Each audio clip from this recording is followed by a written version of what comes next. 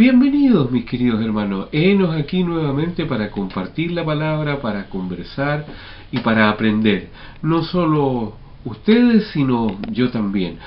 Hermanos amados, ustedes están conscientes de que forman parte de una sociedad, ¿no es cierto? De un grupo. Se nos ha hablado tantas veces y tan diversas maneras de que somos una sociedad. Sea porque todos somos chilenos, sea porque todos somos de Temuco, sea porque vivimos en la 9ª región, o sea porque pertenecemos a una misma iglesia, por ejemplo, ahí también somos un grupo, estamos en el mismo club deportivo. En todas partes se generan grandes y pequeñas sociedades. Ahora, ¿qué tienen las sociedades en común? Ideas, principios, fundamentos, búsquedas.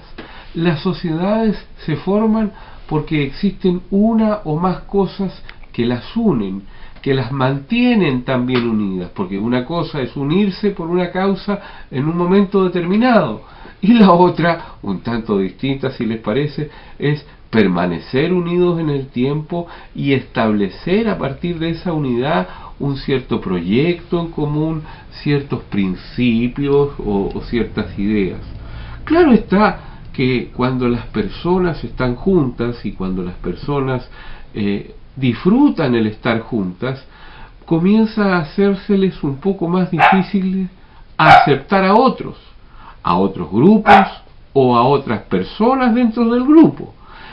No suele ser fácil para algunos grupos aceptar a otros, aceptar que hacen lo mismo, que creen lo mismo, que juegan a lo mismo, o que viven en la misma ciudad o en el mismo barrio, o que comparten la misma historia o los mismos ideales. En la Biblia se hace notar esto en un pasaje que es bastante corto, pero muy decidor respecto de la unidad necesaria, la que todos buscamos, la que todos queremos, y respecto de las dificultades, hay que marcar esa palabra, que enfrenta muchas veces la unidad, porque unos no quieren, a otros no les gusta, este no piensa como yo pienso, este no quiere lo que yo quiero, este no es el que yo digo que es, o este me está quitando algo a mí. Entonces evidentemente que a los grupos no les resulta tan fácil aceptar a otros, sea como dije, personas o grupos. ¿Qué pasa en la Biblia respecto a los grupos y respecto de lo que los grupos deben ser, hacer y aceptar? Vayan conmigo, por favor, al Evangelio de Marcos, en el capítulo 9, desde el 38, al 41. Si ustedes se recuerdan, ahí aparece un textito que tiene un título muy especial y del cual queremos hablar un poco hoy día: condenación del sectarismo. ¿Quiénes son y qué piensan las personas sectarias? Bueno, los sectaristas no son un partido político. Los sectaristas no son un equipo de fútbol. Los sectaristas son cualquier grupo que piense o haga alguna cosa y que de paso diga que los que piensen y hagan las mismas cosas que yo hago, aunque hacen exactamente esas mismas cosas, no son los que yo digo que son o los que ellos dicen que son. Es decir, un sectarista tiene una muy mala característica: nosotros no más. Nosotros somos los únicos que tenemos, que pensamos, que sabemos, que creemos. Y en la Biblia, evidentemente, que se condena el sectarismo. Ustedes a lo mejor conocen este pasaje en Marcos 9, desde el 38 al 41. Empieza hablando el apóstol Juan, ¿se acuerdan ustedes? Y Juan comienza hablando con Jesús y le dice, Juan le dice lo siguiente: miren, maestro, hemos visto a uno que en tu nombre echa fuera demonios y se lo prohibimos porque no nos seguía. Evidentemente que uno podría partir preguntándose algo bastante simple. Podría decir, por ejemplo, ¿cómo es que de pronto aparece alguien que parece que no estaba originalmente considerado y sin embargo tiene una misión que cumplir, que es tan divina y tan profunda como las que están cumpliendo los que ahora se llaman los discípulos, los que ahora se llaman los apóstoles. ¿Cómo aparece este hombre? ¿Cómo está ahí? ¿De dónde llegó? Entonces, evidentemente que para cualquier persona que piensa en forma sectaria, partirá pensando eso. Tú llegaste de otro lado, tú eres de otra parte, tú parece que crees lo mismo, y aunque lo creas, a mí no me interesa porque tú no estuviste con nosotros desde el principio. Esto es una característica muy particular de alguna gente que piensa, por ejemplo, que como fundó una cierta organización, puede ser por ejemplo una iglesia, entonces cuando se agregan otros por el credo, pero no por la membresía, porque no pertenecen al grupo original, pero creen lo mismo, tendemos a dejarlos fuera. Bueno, eso dice Juan. Mira, hallamos a uno que hacía las mismas cosas que nosotros hacemos, que parece que cree, Señor, lo mismo que tú nos has enseñado a nosotros. No sabemos de dónde lo aprendió él, pero no nos sigue, no estuvo con nosotros ni está con nosotros, así que se lo prohibimos. Yo creo que dejó bastante en blanco a nuestro querido apóstol Juan la respuesta de Jesús, porque la respuesta de Jesús no fue: bien, Juan, nosotros somos los fundadores, qué bueno que los que no fundan no pertenecen. Jesús no enseñó eso, dijo simplemente: no se lo prohibáis. Y ahí hay una palabra que de suyo es maravillosa y de suyo dice mucho.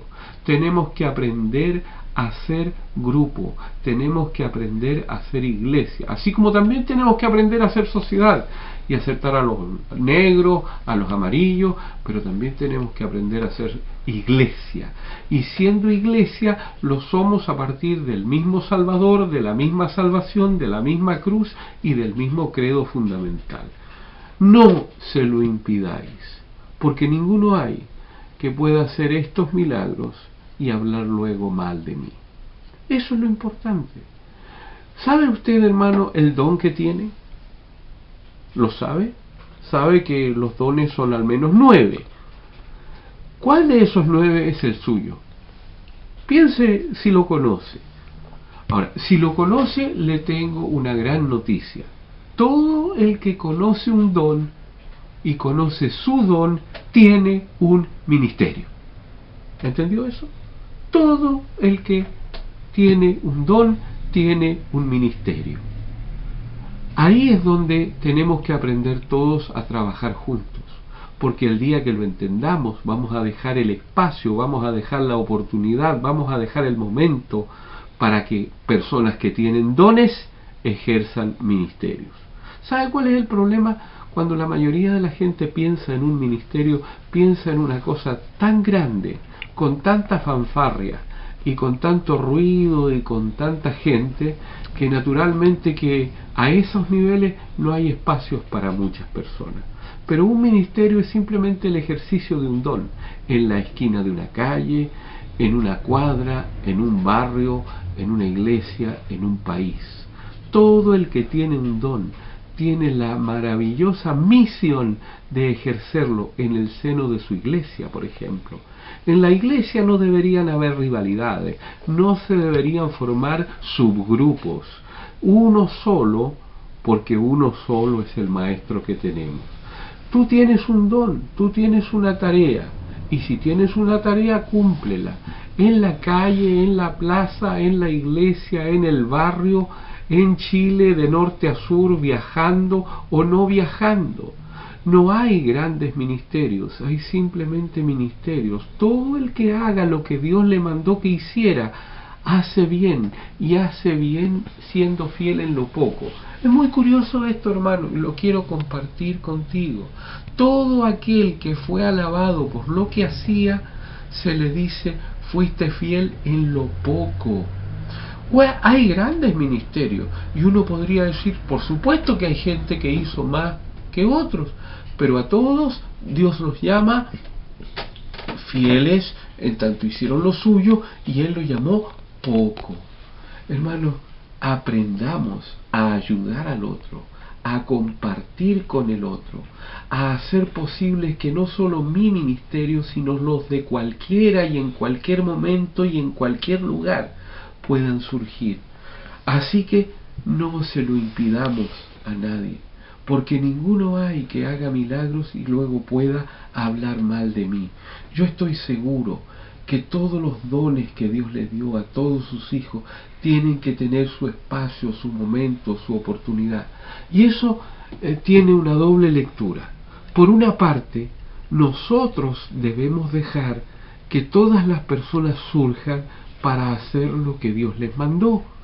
Y por otra parte, esas personas deben saber qué es lo que Dios les mandó sin tomar el ministerio de otro por asalto, sin tomar el ministerio de otro y no dejarlo practicar. Yo les desafío a que conozcan su don y le digan a Dios dónde me tengo que colocar.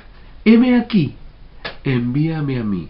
Es curioso el caso de Felipe. ¿Lo conocen ustedes, mis hermanos? Felipe hacía grandes milagros y prodigios. Y en un momento el Espíritu Santo le dijo, desciende por el camino que va a Samaria. ¿Y en qué terminó? Hablando con una sola persona. Dios lo usó para muchos y también para uno. Habrá pues ministerios que son para muchos y ministerios que son para uno. Yo le pido al Señor que seamos capaces de entender, por ejemplo, lo que dice aquí al final: y cualquiera que os diere un vaso de agua, porque sois de Cristo, recompensa recibirá. Yo no sé si se puede hablar del ministerio del vaso de agua, pero es necesario. Es necesario. Es necesario que todos nos ayudemos. El que tiene mucho con lo mucho que tiene. El que tiene poco con lo poco que pueda tener. Miren, es como lo siguiente. Usted sabe lo que es un armario de guardar. Un armario de guardar escobas no necesita una ampolleta de 100. Basta con una ampolleta de 20 porque para lo único que queremos la luz es para alcanzar la escoba. ¿Me está entendiendo? No se trata de ser de 100 siempre. El de 20 watts también sirve. También es ministro. También tiene dones. También tiene una tarea. Y todos contribuyen al engrandecimiento y a la extensión del reino de Dios. Yo pienso, y ojalá que usted lo piense también, que si no fuera por los pequeños, los grandes no podrían servir. ¿A quién le das el vaso de agua? ¿A quién le das lo poco que tienes? Al que tal vez está más arriba, al que tal vez hace cosas más grandes. Pero si tú no estuvieras ahí, no las podría hacer. Intercalemos ministerios, intercalemos dones, intercalemos tareas, participemos unos con otros y no nos avergoncemos ni de lo poco, ni nos enorgullezcamos por lo mucho. ¿Saben? Tengo una duda y la quiero compartir con usted. ¿Qué significa Dios me promovió? Hay mucha gente que está diciendo hoy día, Dios me promovió. Y tú hablas con ellos y te dicen, no, yo ya no estoy para esto, estoy para estas otras cosas. Yo, por mi parte, hermano amado, estoy para todo, para lo grande y para lo pequeño. Yo les exhorto en el Señor a cumplir su tarea, porque siendo fieles en lo poco, serán puestos en lo mucho. Y no tengan miedo por no ser recordados, porque en todo esto basta que Dios se acuerde.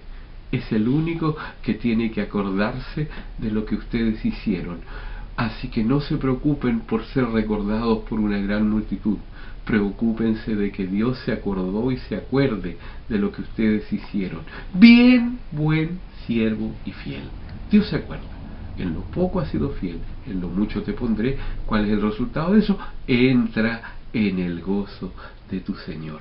Yo personalmente no sé si habré hecho mucho o poco. No sé si estos videos, por ejemplo, que están recién empezando y que espero que continúen, para lo cual pedimos sus oraciones, serán mucho o serán poco, pero son lo que Dios nos encargó. porque tengo que agradecerle también a muchos otros hermanos el poder estar aquí con ustedes hoy. No estaría aquí si alguien no estuviera filmando, por ejemplo. Así que este ministerio no es solo mío, es del que tiene la cámara en sus manos también.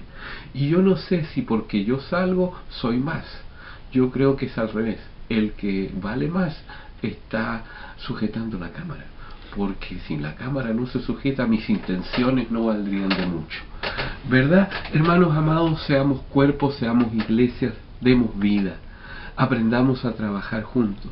No nos impidamos mutuamente trabajar. Trabajemos por Cristo, para Cristo y en Cristo. Que Dios les bendiga.